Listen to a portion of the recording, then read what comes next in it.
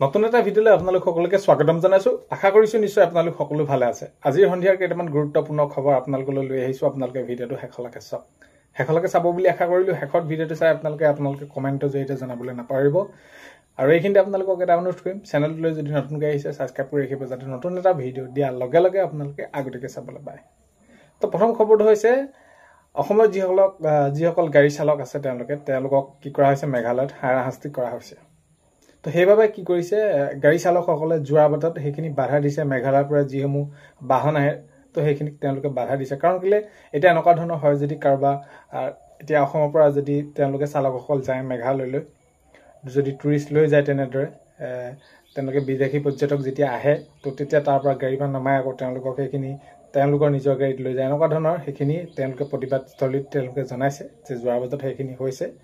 আৰু তেওঁলোকে সেইখিনি মেঘালয়ৰ যিবিলাক গাড়ী আছে তো সেইখিনিৰ ক্ষেত্ৰত বাধা প্ৰয়োগ কৰিছে। তো উত্তপ্ত এটা পৰিস্থিতি সৃষ্টি হৈছে।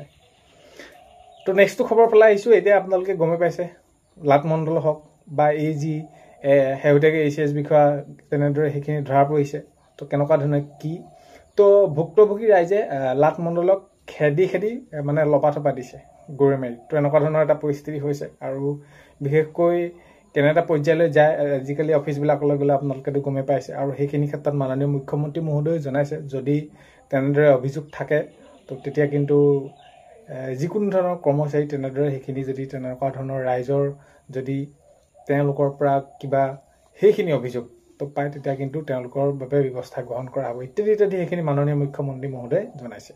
চ' এতিয়া ভুক্তভোগী ৰাইজে সেই লাটমণ্ডলক খেদি তেওঁলোকে উত্থাপন কৰিছে, মোৰ কাম কি হ'ল, কেনেকুৱা কি, কেতিয়ালৈ হ'ব। তো কিছুমানত আমি দেখিবলৈ পাওঁ যে হয়, কামটো কৰি দিব নিবিচাৰে, তাৰ বিনিময়ত সেইখিনি টকা লয়। বাৰু যি কি নহওক, এইখিনি ক্ষেত্ৰত সেইখিনি গৰৈ মাৰি এতিয়া উত্তপ্ত এটা পৰিস্থিতি হৈছে। তাৰপৰা নেক্সটটো খবৰ পেলাই আহিছোঁ। আজি বাক্সাত নিৰ্বাচনী প্ৰচাৰ চলাইছে মাননীয় মুখ্যমন্ত্ৰী মহোদয়ে। যিহেতু এতিয়া নিৰ্বাচন আহি আছে, বহুত এটা বেছি দিনে এইকেইদিনৰ ভিতৰতে সেয়া হ'বলৈ গৈ আছে। তো আজি বাক্সাত নিৰ্বাচনী প্ৰচাৰ চলাইছে মাননীয় মুখ্যমন্ত্ৰী মহোদয়ে। BTR তেনেদৰে সেইখিনি তো কেইবাখনো অনুষ্ঠানত তেওঁ সেইখিনি অংশগ্ৰহণ কৰিছে। তো সেইখিনি এতিয়া নিৰ্বাচনৰ প্ৰচাৰ সময় আৰু সেইখিনি প্ৰচাৰ চলি আছে। নেক্সটটো খবৰ পেলাই আহিছোঁ। সেয়াই আপোনালোকে প্ৰথম খবৰটো শুনিলে যে কৰোণাতকৈ বেয়া অৱস্থা হ'ব মেঘালয়ৰ। তো এনেকুৱা কৰোণা সময়ত যেনেকুৱা এটা অৱস্থা হৈছিলে তাতোতকৈ অধিক বেয়া অৱস্থা হ'ব, এনেদৰে সেইখিনি কি কৰিছে অসমৰ চালকসকলে কৈছে। আৰু তেওঁলোকে কি কৰিছে, বাণিজ্যিক যিসমূহ বাহন আছে প্ৰৱেশত সেইখিনি বাধা দিছে। কাৰণ কেলৈ তেওঁলোকে যদি এতিয়া ধৰি লওক কিবা এটা কামৰ বাবে তাত যায়, তেওঁলোকক সেইখিনি বাধা দিয়ে, তো তেওঁলোকৰ একো এটা পৰিয়াল আছে, তো কেনেদৰে চলিব এইবিলাক হ'লে। তো সকলোখিনি মিলা মিছাৰ বা এইখিনি সকলোখিনি সহযোগিতাৰ মাজেৰে কামবিলাক হৈ গ'লে সকলোৰে বাবে সুবিধা হয়। তো আগন্তুক এইখিনি কেনেকুৱা ধৰণৰ কি হয় দেখা যাব। কিন্তু কথাটো হ'ল কি, এইখিনিৰ ওপৰত আলোচনা নিশ্চয় হ'লে ভাল হ'ব। আলোচনা হৈছেও, আলোচনা হ'ব লাগে। নেক্সটটো খবৰ পেলাই আহিছোঁ। BTR নিৰ্বাচনৰ মাজত মাত্ৰ আৰু কেইটামান দিন, আৰু এই কেইটা দিনৰ ভিতৰতে এতিয়া কি হৈছে, তুংগত উঠিছে নিৰ্বাচনী প্ৰচাৰ। তো নিৰ্বাচনী প্ৰচাৰবিলাক পূৰা তুংগত উঠিছে। যদি আজি মাননীয় মুখ্যমন্ত্ৰী মহোদয় গৈছে, আকৌ গৌৰৱ গগৈ ডাঙৰীয়া গৈছে, অখিল গগৈ ডাঙৰীয়া গৈছে, তো তেনেদৰে সেইখিনি গৈ আছে। এতিয়া কথাটো হ'ল কি, BTRত এতিয়া নিৰ্বাচনৰ যিহেতু মাজত মাত্ৰ কেইটামান দিন, এতিয়া নিৰ্বাচনী প্ৰচাৰ কি কৰিছে, তুংগত উঠিছে। তাৰপৰা নেক্সটটো খবৰলৈ আহিছোঁ। নেক্সটটো খবৰ মাননীয় মুখ্যমন্ত্ৰী মহোদয়ে জনাইছে যে প্ৰধানমন্ত্ৰী ডাঙৰীয়াই ঘৰ দিছে। হয়, প্ৰধানমন্ত্ৰী ডাঙৰীয়াই PMY ঘৰ দিছে। আৰু মই দিছোঁ কি, মাননীয় মুখ্যমন্ত্ৰী মহোদয়ে নিজেই কৈছে যে সেইখিনি মই দিছোঁ যে অৰুণোদয় আঁচনি। তেতিয়া কথাটো হ'ল কি, ইয়াত দালালি নহ'ব কোনো ক্ষেত্ৰত। তো এতিয়া নিৰ্বাচনী প্ৰচাৰ যিহেতু চলি আছে, তাত সেইখিনি সভাত উল্লেখ কৰি মাননীয় মুখ্যমন্ত্ৰী মহোদয়ে কৈছে। আৰু ঘৰৰ বিনিময়ত এনেকুৱা এটা অভিযোগ ওলাইছে বুলি কৈছে যে এটা ঘৰ পাবৰ বাবে লিষ্টত নাম আহি দিবৰ বাবে বা এনেকুৱা ধৰণৰ 10,000 টকা দিব লাগে। অৰুণোদয় আঁচনি যদি নাম অন্তৰ্ভুক্ত হোৱা নাই তেতিয়াও তাতে সেইখিনি 500 টকাকৈ দিব লাগে। তো ইত্যাদি সেইখিনি নকৰিবলৈ আহ্বান জনাইছে। আৰু এইখিনি যদি ব্যৱস্থা কোনোবা ধৰা পৰে, সেইখিনি ব্যৱস্থা গ্ৰহণ কৰা হ'ব। আৰু এইখিনিতে আপোনালোকক জনা যে আপোনালোকে চৰকাৰী ঘৰৰ ক্ষেত্ৰতে হওক, অৰুণোদয় আঁচনি পোৱাৰ ক্ষেত্ৰতে হওক, সেইখিনি কোনো পইচা নিদিব। কাৰণ কেলৈ মাননীয় মুখ্যমন্ত্ৰী মহোদয়ে অৰুণোদয় আঁচনি সেইখিনি দি আহিছে, আৰু প্ৰধানমন্ত্ৰী ডাঙৰীয়াই এতিয়া চৰকাৰী ঘৰবিলাক দি আহিছে। আৰু শেহতীয়াকৈ আপোনালোকে গমে পায়, মুখ্যমন্ত্ৰী মহোদয়ে সেইখিনি কি কৰিছে, ঘোষণা কৰিছে যে অসমত আৰু প্ৰায় কিমানখিনি 3 লাখতকৈ অধিক চৰকাৰী ঘৰ পাবলৈ গৈ আছে। চ' সেইবাবে আপোনালোকে কি কৰিব, ঘৰ বা হওক অৰুণোদয়ৰ ক্ষেত্ৰত আপোনালোকে পইচা নিদিব।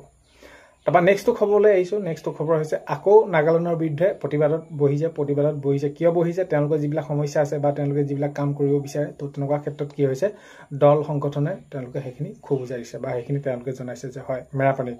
তো এতিয়া আকৌ নাগালেণ্ডৰ বিৰুদ্ধে সেইখিনি প্ৰতিবাদত বহিল তেওঁলোকে মেৰাপানীত। তেওঁলোকে যিসমূহ সমস্যা আছে, অভাৱ অভিযোগ যিসমূহ সমস্যাত ভুগি আহিছে, সেইখিনি তেনেদৰে জনাইছে আৰু সেইখিনি প্ৰতিবাদ কৰিছে। তাৰপৰা নেক্সট খবৰ ফালে আহিছোঁ। নেক্সট খবৰ হৈছে যে অসমৰ চাহ উদ্যোগৰ ওপৰত মন্তব্য ৰাখিছে দেৱব্ৰত শইকীয়া ডাঙৰীয়াই। তো দেৱব্ৰত শইকীয়া ডাঙৰীয়াই সেইখিনি কৈছে যে অসমৰ চাহ যি আছে চাহ শ্ৰমিকসকলৰ মজুৰিৰ ক্ষেত্ৰত হওক তেওঁলোকৰ যিসমূহ সমস্যা আছে সেইখিনিৰ ওপৰতে হওক এতিয়া চাহ শ্ৰমিকৰ মজুৰিৰ ক্ষেত্ৰত সেইখিনি কৈছে। আৰু ক্ষুদ্ৰ চাহ খেতিয়কৰ এতিয়া চাহৰ মূল্য কিমান দাম, কেঁচা পাতৰ মূল্য, তো সেইখিনি ক্ষেত্ৰতো দেৱব্ৰত শইকীয়া ডাঙৰীয়াই সেইখিনি উল্লেখ কৰিছে যে এই ব্যৱস্থাটো কেতিয়ালৈ সমাধান হ'ব বা আগন্তুক কেতিয়া এইখিনি সমস্যা সমাধানৰ দিশে আগবাঢ়িব। এতিয়া নেক্সট খবৰ ফালে আহিছোঁ। নেক্সট খবৰ হৈছে আটাইতকৈ বহুত বেছি গুৰুত্বপূৰ্ণ। এতিয়া আমাৰ প্ৰত্যেকটো দিশতে যদি আমি চাওঁ কিবা এটা বেমাৰ হোৱাৰ লগে লগে আমাক ঔষধ ক্ৰয় কৰা ইত্যাদি ইত্যাদি, এতিয়া ঔষধৰ মূল্য কমিব।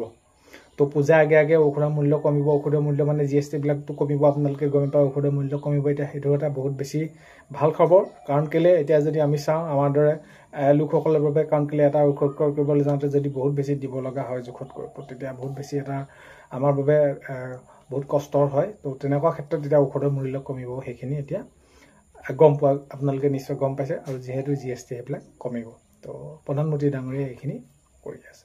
তো নেক্সট খবৰ ফালে আহিছোঁ। নেক্সট খবৰ হৈছে যে এইবাৰ উজনি কপাবলৈ সাজু মিচিং জনগোষ্ঠী।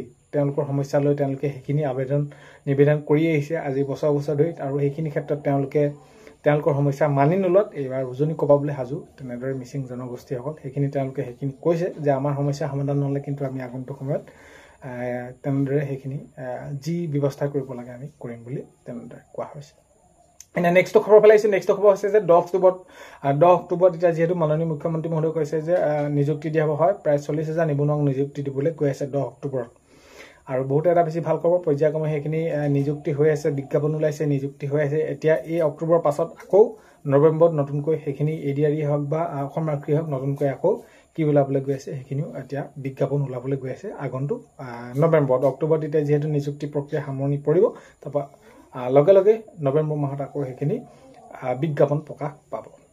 তাৰপৰা নেক্সট খবৰলৈ আহিছোঁ। নেক্সট খবৰ মাননীয় মুখ্যমন্ত্ৰী মহোদয়ে জনাইছে যে অখিল গগৈ ডাঙৰীয়াই চৰকাৰ কৰিলে বেয়া নাপাওঁ, চৰকাৰ কৰিব পাৰে যদি কৰক, কাৰণ কেলৈ চৰকাৰ কৰিবলৈ হ'লেতো ভোটো পাব লাগিব। তো তেনেদৰে আজি যিহেতু সেইখিনি নিৰ্বাচনী প্ৰচাৰ চলাই আছে, আপোনালোকে গমেই পায় BTRত সেইখিনি কেনেদৰে কি কৰি আহিছে। তো সেইখিনি ক্ষেত্ৰত সোধাত তেওঁ কৈছে যে অখিল গগৈ ডাঙৰীয়াই যদি চৰকাৰ গঠন কৰে আমি বেয়া নাপাওঁ, কৰিব পাৰি, কিন্তু চৰকাৰ গঠন কৰিবলৈও তেওঁলোকে সেইখিনি ভোটো পাব লাগিব চৰকাৰ গঠন কৰিব পৰাকৈ। তো এনেদৰে মাননীয় মুখ্যমন্ত্ৰী মহোদয়ে জনাইছে। আৰু এইখিনি ক্ষেত্ৰত ৰাজনীতিৰ ক্ষেত্ৰত যদি আমি চাবলৈ যাওঁ এইবিলাক কথা থাকিবই।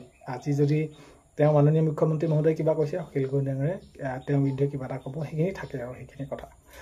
সো আজি এইখিনি আছিলে। আপোনালোকে ভিডিঅ'টো শেষলৈকে চোৱাৰ বাবে বহুতেই বেছি ধন্যবাদ। এইখিনি আপোনালোকক জনালোঁ। আৰু শেষলৈকে চালে যদি আপোনালোকে নতুনকৈ যিসকলে আহিছে ভিডিঅ'ৰ প্ৰথমতে কোৱাৰ দৰে চেনেলটো ছাবস্ক্ৰাইব কৰাৰ লগতে কাষতে থকা বেল আইকনটো প্ৰেছ কৰি অল কৰি থ'ব, যাতে নতুন ভিডিঅ'সমূহ দিয়াৰ লগে লগে আপোনালোকে আগতীয়াকৈ চাবলৈ পায়। আগন্তুক সময়ত নিশ্চয় খবৰসমূহ জনাই থাকিম। ভাল পোৱাসকলে শ্বেয়াৰ কৰিবলৈ নাপাহৰিব। অন্য এটা ভিডিঅ'তে লগ পোৱাৰ আশাৰে আজিলৈ